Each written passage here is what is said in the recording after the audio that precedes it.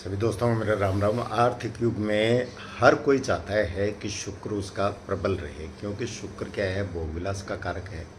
शुक्र लग्जरी देता है, शुक्र ऐश आराम देता है। और आज क्या है, बृहस्पति को भी शुक्र से संबंध बना के ही अच्छे फल मिलते हैं। अगर अकेला बृहस्पति है, जैसे मंदिरों में हमने देखा है कि पहले जो पुजारी वगैरह हुआ करते थे, उनको जो दे दिया जाता तो वो बड़े हाथ जोड़ के और उसको शुक्रिया अदा करते थे। आजकल मंदिरों में जो पुजारी होता है वो बृहस्पति का प्रतीक है, लेकिन वो भी क्या है कि उसको माल मटेरियल चाहिए कि 500 रुपये में इस लाइन में दर्शन होंगे, 1000 रुपये में वीआईपी में होंगे और 2000 में वीवीआईपी में होंगे। यानी मतलब उसके बृहस्पति के दरबार में भी रिश्वत चलती है। तो जिन लोगों के लगन में शुक्र बैठा है, लगन यानी पहले घर में, राशि कुछ भी हो, लगन में शुक्र बैठा है, उन लोगों को काली गाय की सेवा करने से अमृत तुल्य फल मिलेंगे। गाय काली होनी चाहिए, सफ़ेद नहीं होनी चाहिए। दूसरे घर में शुक्र वालों को चाहिए कि वो दही का तिलक लगाए माथे पे। वो सुबह भी लगा सकते हैं, वो शाम को भी लगा सकते हैं, वो दोपहर को भी लगा सकते हैं। यानी एक बार दिन में माथे के दही का तिलक लग जाना चाहिए, लेकिन सुबह लगा ले नहाने के बाद तो ज़्यादा अच्छा है, ताकि उसका प्रभाव जो है वो बढ़े। तो आप बाहर जाए, क्योंकि आदमी ऐसा तो है नहीं कि सुबह नहाने धोने के बाद वो घर पे ही बैठा रहेगा, तो उसको लगाना चाहिए। तीसरे घर के शुक्र वालों को जोड़ रहित छल्ला, बेजोड़ छल्ला चांदी का, वो अंगूठे में पहन के रखना चाहिए। अगर आदमी के है तो उनको राइट हैंड में पहनना चाहिए, औरत के है तो लेफ्ट हैंड में पहनना चाहिए। और अगर लड़की शादीशुदा नहीं है तो राइट में पहने, शादी के बाद लेफ्ट में पहने। ऐसे लोगों का जीवन साथी कंधे से कंधा मिला के साथ देने वाला होता है। अब आएगा कमेंट की जोड़ रहित कौन सा। चांदी को काट के ढलाई वाला बनाया जाता है, उसमें टांका कहीं नहीं आना चाहिए, न तो कट आना चाहिए न टांका आना चाहिए। यानी पूरा गोलाई में एक तरह से उसको ढलाई से बनाया जाता है, वो छल्ला पहनना है और वही काम करेगा। चौथे घर के शुक्र वाले, इन लोगों को चाहिए कि वो चने की दाल जल परवाह करें। इनको लस्सी का, छाछ का इनका बड़ा शौक़ होता है। तो इनको चाहिए कि ये अपनी ही पत्नी से इनको दोबारा फेरे लेने चाहिए। पांचवें घर वाले को, पांचवें घर में शुक्र है, उनको भी लेना चाहिए, इनको भी लेना चाहिए। तो और चने की दाल जल परवाह करते रहने से वहाँ गुरु का प्रभाव पड़ेगा, तो चंद्रमा को सहायता मिलेगी। और अगर वहाँ आपके संतान में भी दिक्कत आ सकती है, तो ऐसे लोगों को क्या है, थोड़ा सा अय्याशी वगैरह से भी दूर रहना चाहिए। यानी अपना अपना कैरेक्टर जो है साफ़ सुथरा। इन लोगों की एक बड़ी ख़ास बात होती है चौथे शुक्र वालों की, इनकी जेब में भले चवन्नी नहीं हो, लेकिन दिखते इतने रईस हैं कि पता नहीं कितने बड़े अंपायर का मालिक है। लोगों को विश्वास नहीं होता जल्दी से। पांचवें घर में शुक्र है, उनको अपने ही जीवन साथी से, चाहे औरत है चाहे आदमी है, अपने ही जीवन साथी से दोबारा फेरे लेने चाहिए। उसमें ज़रूरी नहीं है आप लोगों को इकट्ठा करें, मंदिर में जाके पुजारी जी को, पंडित जी को बोलो कि जी हमारे फेरे करवा दो, मैरिज एनिवर्सरी के दिन है, तो वो करवा देंगे। और दूसरा, ऐसे लोगों को पांचवें घर में जिनके शुक्र है, उनको चाहिए कि वो हवन करते रहें। यानी हर 3 महीने में एक बार है, क्योंकि ये सूर्य का घर है, तो यहाँ शुक्र का बैठना स्वयं का ऋण बनता है।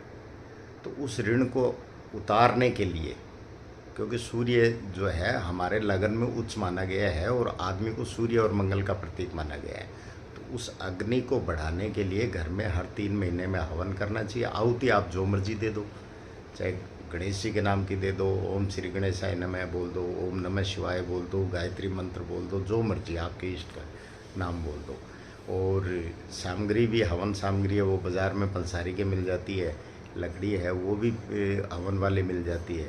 तो इन लोगों को 3 महीने में एक बार ऐसा करते रहना चाहिए हवन वाला काम। छठे घर के शुक्र अगर आदमी की कुंडली में है तो उसके जीवन साथी को जेंट्स कपड़े नहीं पहनने चाहिए। अगर जेंट्स कपड़े पहनेगा, मतलब उसकी पत्नी अगर जेंट्स कपड़े पहनेगी, तो आदमी को नुकसान होगा। और दूसरा, नंगे पैर जो है ज़मीन पे नहीं रखने चाहिए, यानी बाथरूम में नहाए तो भी चप्पल पहन के नहाए, और सर्दी में गर्मी में चप्पल या मोजे पहन के रखे, यानी नंगा पाँव जो है, क्योंकि शुक्र चला गया छठे घर में जो केतु से संचालित है। और अगर आपने पैर जो होता है, केतु धर्मपत्नी होती है शुक्र, तो उसने जैसे ही पैर रखा फर्श पे तो केतु खराब हो जाएगा, शुक्र को और ख़राब कर देगा, क्योंकि वो तो उसके घर में बंदी बन के बैठा है। और ऐसे लोगों को, आदमी और औरत दोनों को ही, कच्चा दूध और दही ये दोनों जब मिलते हैं तो केतु बनता है। कच्चा दूध चंद्रमा है और दही है वो शुक्र है। तो कच्चा दूध और दही मिक्स करके प्राइवेट पार्ट वॉश करके और फिर नहाना चाहिए, और ऐसा 1.25 महीने तक करना चाहिए। अब लेडीज़ के अगर मान लो महीने में दिक्कत होती है माहवारी वगैरह की, तो उस टाइम में थोड़े से चावल, आधा मुट्ठी चावल जो है सफ़ेद कपड़े में बांध के और अपने सिराने रख लें। शुद्ध होने के बाद वो वापस से शुरू कर दें, तो वो 43 दिन का उपाय जो है वो खंडित नहीं होगा। जब तक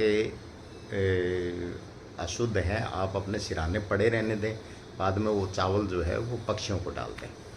7वें घर के शुक्र वाले पत्नी की सेवा और पाव मेवा, क्योंकि यहाँ शुक्र को बहुत अच्छा माना गया है, और कहा गया है कि खूंटे बैठी गाय न हूँ न हाय। 8वें घर के शुक्र, जीवन साथी की जुबान में वो ताकत होती है कि वो अच्छा बोले वो होगा नहीं होगा, लेकिन अगर बुरा बोल दिया तो वो पक्का होगा। तो ऐसे लोगों को एक तो शुक्र की चीज़ें मंदिर में देनी चाहिए, और दूसरा नीले फूल जो है, 43 नीले फूल ले लो या 8 ले लो, नीले फूल शुक्रवार के दिन साल में 2-3 बार गंदे नाले में फेंकने चाहिए। 9वें घर का शुक्र, ये एक तरह से ऋण बनता है, पितृ ऋण है, क्योंकि बृहस्पति की जड़ में शुक्र बैठा है। तो इनको जितना बृहस्पति अच्छा कर सके उतना करना चाहिए, जैसे केसर का तिलक लगाना, चने की दाल जल परवाह करना या मंदिर में चढ़ाना, और इसके साथ ही चांदी के 9 चौकोर टुकड़े बनवा के छोटे छोटे, चाहे वो आधा ग्राम के हों, और उनके शहद लगा के, नीम का जो पेड़ होता है उसके तने को यूँ चीर के और उसमें वो टुकड़े जो है वो शुक्रवार के दिन दबाने चाहिए। 10वें घर के शुक्र वालों को शनि के उपाय काम करेंगे, क्योंकि ये शनि से संचालित है और इसका मित्र भी है।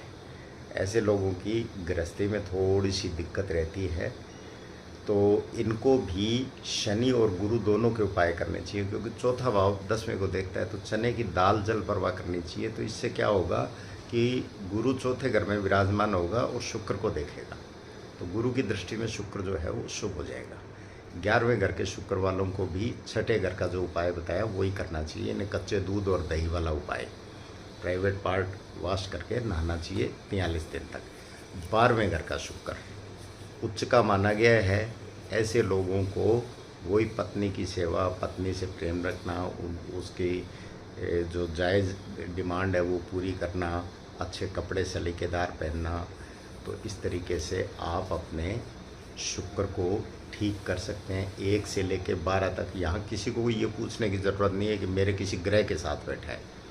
1 से 12 तक है, वो चाहे वो किसी ग्रह के साथ बैठा हो आप उपाय कर सकते हैं, किसी भी राशि का बैठा हो आप उपाय कर सकते हैं, किसी भी नक्षत्र में बैठा हो आप उपाय कर सकते हैं। कोई नुकसान नहीं होगा, फ़ायदा ही मिलेगा। तो आप करेंगे तो आपको लाभ होगा। नमस्कार, धन्यवाद।